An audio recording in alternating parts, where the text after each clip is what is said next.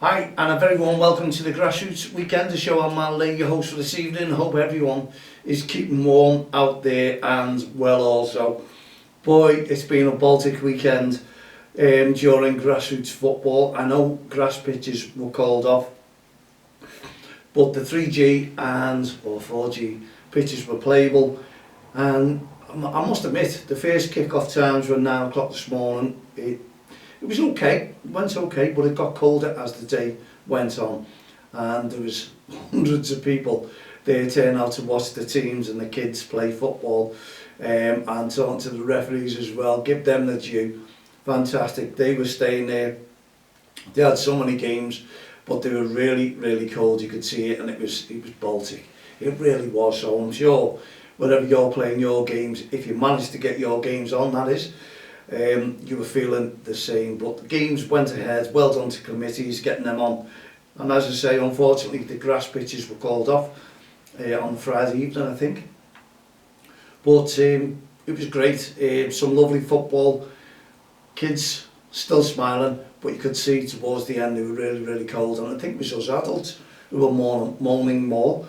But at the end of the day, as we say, it's the kids who were running around, and we had to try and keep subs warm at 9 o'clock kick-off for our kids, and making sure they put the coats on, put the hoods up, keep their ears warm, because every child out there had red ears, and you worry, don't you, earache, that sets in, not on the day, but later on through the night if the cold gets in. So let's just hope if your children were playing football, they're not suffering with earaches this evening or tomorrow, because that would have been due to the cold and Baltic wind that was blowing in the faces.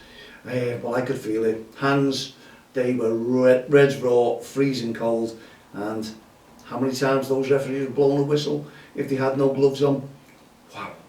And I had to laugh at one of the referees, and I know they're supposed to have taken this away about kids, referees tying the shoelaces, but they always do. One of the refs went, he said, I tied about half a dozen pair of kids' shoelaces today coming undone.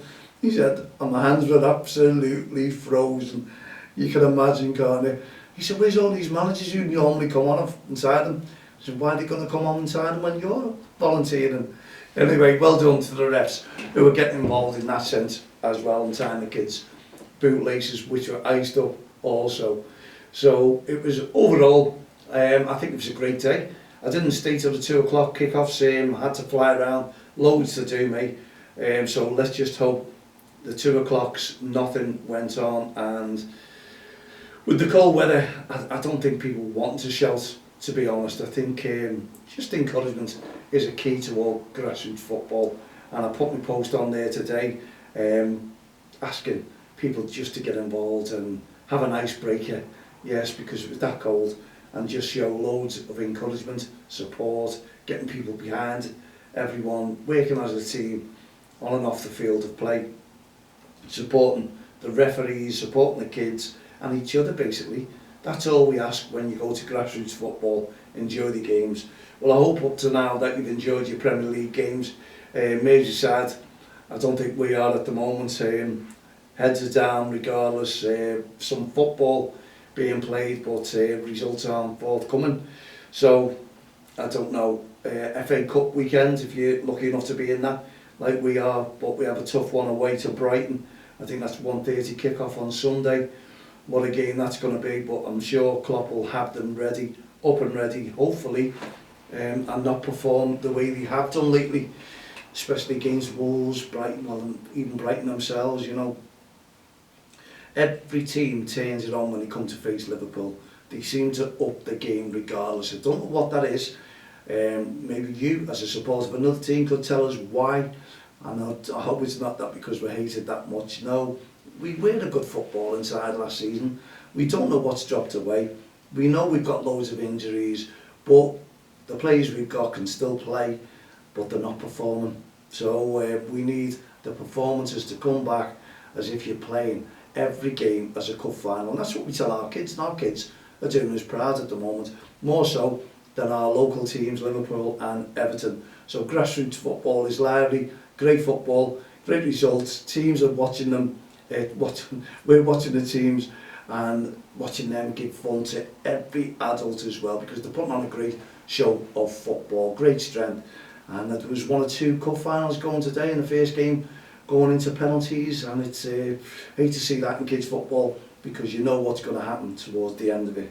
Anyway, whatever you are, whatever you've been doing today, if you've been out in grassroots football, I hope that you've enjoyed yourselves and there's been no malice from the sidelines towards the referee. Everyone's enjoyed themselves and all gone home happy, regardless of results, win, lose or draw. The kids will be playing a game next week, and we can support them and encourage them once again. So we need to drum that into the kids. I'm drumming it in, week out about the kids, trying to get it in, trying to instill it into their minds about what they should be doing on the field of play. And we have a little coin, you've seen the REFspect coins every week, that courtesy to Rob Lindsay, by the way, thank you.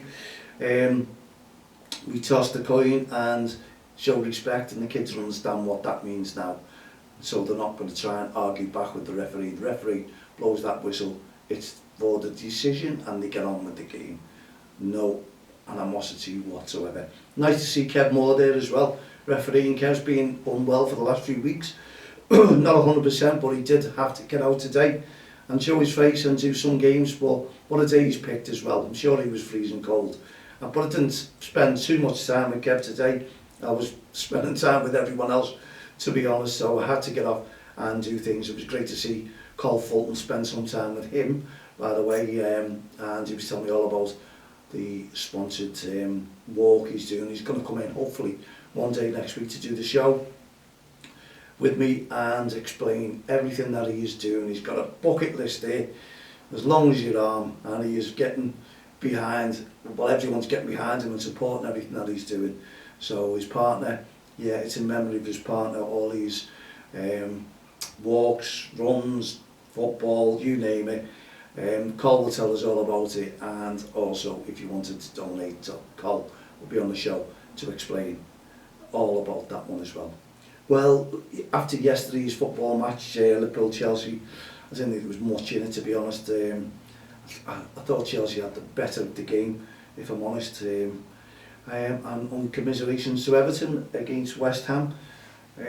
Yeah, they put themselves down in a very, very predictive position, and I just hope, and I think they will, get out of it. I really do. From Merseyside Sea, I'm 100% sure they'll get out of it and start performing. If you look at every team at the bottom being struggling, they're starting to have their little run now. It comes to everyone. We're having a poor run. We've had quite a few games of poor run, but we will get out of it. We'll start winning some games, and Everton will too. And I suppose if you're going to have a poor run, it's time to have it now, and then they'll go on and they'll fight and they'll survive and then rebuild for next season, because they're getting that new ground, Bramley Dock there, aren't they? So it's looking good, I must admit. Don't want them to move, obviously, for the city's sake, but they have to. I'm not too sure what Everton's ground's going to be coming into, but let's just hope it is for the community somewhere along the line, and they can help the communities out and leave a legacy behind them, and I'm sure they will, no doubt. Anyway, enough said about the Premier League, loads said about grassroots football. It's well worth it. Wherever you've been today, let's know about your game, mal@don'ttextheline.com. Don't forget about our tournament, that's coming up. Give you some more information on that one in a moment. But first of all, when I finished the game yesterday, the Saturday lads, our team, yeah, they've done the business twice and made up with that one Saturday and Sunday. And now we moved on to the Premier League. They didn't do it, and then we moved into boxing. And it was great to see our local boxer, Liam Smith. He was brilliant last night. He was fired up for this against Chris Eubank Jr. And he really boxed to the hilt. He done well. Give Liam his due, and I knew, you could see it in him. He was trained, he was fit for it, and you could see he seemed lighter on his feet, seemed more agile than Eubank. Eubank was doing his jabs, yeah, he was doing them well, but that's about all he had, to be honest, and it wasn't long before Liam saw him off. So, and the support Liam had was just unbelievable. If you travel down there yesterday to Manchester, well done, but I'm sure all over the country Liam has got his supporters, and they were out in force and really getting behind Liam. So well done, and I'm sure we can now get Liam, and he's done all his training and what have you, so our young commentators will be looking forward to interviewing him. What a great boxing match it was. Pity it didn't go on for a little bit longer because I was really enjoying it, and it ended in a great win for Liam Smith. So one of the Smith brothers, saw Paul, saw Liam, saw Callum, Stevie, he was there, you know, they were all, you could see they were all ecstatic. The family were really, really over the moon. That looked like a massive win, not just for Liam, but for the whole family there. You could see it in their faces. They were so beaming, it was unreal, and for their supporters. And me, myself, I was over the moon, and as I say, I can't wait now. Brilliant. Pass on the messages, Steve, please, to Liam, and let's get him in the studio. And I'm sure once he's had a little holiday away, because he's trained hard for that one, with his family, he'll come in and he'll have a chat. Yes, no doubt he'll have a chat to our youngsters, and we'll all go from wherever and support him. Another bout for the city, putting us on the map yet again, and I'm sure everyone outside of Merseyside will enjoy and would have enjoyed that boxing match, and send best wishes to Liam as well. So now we go into the FA Cup, don't we, next week? Wow, FA Cup, it's going to be a big one. Some big teams out, some big teams still in it, and let's just hope Liverpool, who the defending champions of the FA Cup, can realise, hang on, this is a trophy, we're struggling in the league, but the FA Cup, let's go for that, and the Champions League as well, please. That would be nice. That'd be fantastic.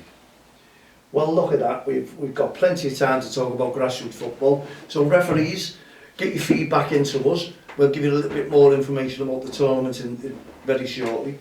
But give us your feedback. How did your games go today?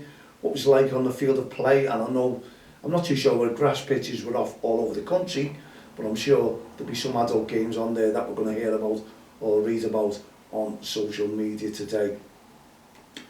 Yes, we're talking about our tournament, the DXTL 20th anniversary REFspect tournament, which is going to be a real friendly tournament, and we're looking to do this on the 26th, 27th and 28th of August, and that's the last bank holiday, the Monday of August 2023. So we've got about 8 or 9 teams already, and I haven't publicised it. It is for invitation only, and we'll have our flyer going out very, very soon indeed. But if you're one of the teams who support or have supported Don't Cross the Line and the REFspect campaign, and we know about you, you've been in touch with us, we know what your parents are like on the sidelines, because as I say, it's a friendly tournament. We'll be bringing teams from all over who support us. Let's just hope we have one from, at least one from each. Scotland, England, Wales, well, we've got England, we've got a few there, Wales, Ireland, we want them involved with us, and hopefully from the Isle of Man too. I've got to see Bob, and you send an invitation out to those teams. Come over, enjoy yourselves, and have some great fun, because those 3 days will be unbelievable. It's £70 per team, 7s, 8s, 9s and 10s, and we'll give you more information over the next few days as to what it will be like and who's involved and what we're doing. So we're hoping that football's governing bodies will be involved in a big way, because it is our 20th anniversary and we're publicising that well. And we've also put in to the Premier League and the PGMOL for the 29th, 30th of April, that weekend, for our REFspect Awareness Weekend. So we'll have a lot to do on that one. The t-shirts are there, up and ready for the launch, and the only thing that's going to be added to it are going to be a 20th anniversary. So that's what I'll get back in touch with Dave for and let him know that's the only thing that will be added on the t-shirt. So we'll look at that, and I'll get in touch with Dave this week to add that as well. Who's our printer, getting the shirts ready for the PGMOL, and that's the players, the Premier Games Match Officials Limited, if you didn't know what that stands for. And they're our Premier League referees who officiate week in, week out around the Premier League grounds. And they'll be wearing our t-shirts during the warm-up on that weekend. So we want loads and loads of support, please. You can purchase the t-shirts We'll let you know exactly how much they are. And if you want to get involved with the REFspect campaign, just get in touch with myself, Mal, at don'txtheline.com, please. Okay, you saw loads of trouble there yesterday when I was trying to fix the microphone. I forgot to put the microphone on the desk, and I was getting all knotted there. You could see that, but hey ho, it's only a show, and it's a show about grassroots football. And we're hoping to have our young commentators back again this coming Friday, where we can talk about everything that's gone on during the week. They've had a week off due to my anniversary, and I went to Southport in the Bolt Hotel, which you've heard me tell you all about. It was a lovely day, the sun was shining. It's Baltic today and has been yesterday as well. The sun did come out a little bit yesterday, warmed us up. Today it just didn't for some reason, and you could feel the coldness in the air and coldness as you were walking. But more adults, as I say, were suffering with the cold weather than the kids today. But we'd love to hear your stories about today's games, what you got up to, what you didn't get up to, how the team's done, smiley faces on the teams. And we're hoping to get our kids in over the next few weeks. We're going to interview them, under sevens, while they're young, telling us all about their, well, how they felt over these games, what they've done, what they've achieved, what they want to achieve in the future, who they like to play for.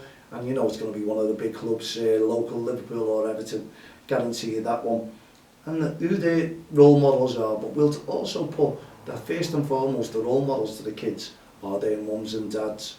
So we don't want them shouting from the touchlines, from the sidelines, towards our referees, towards each other.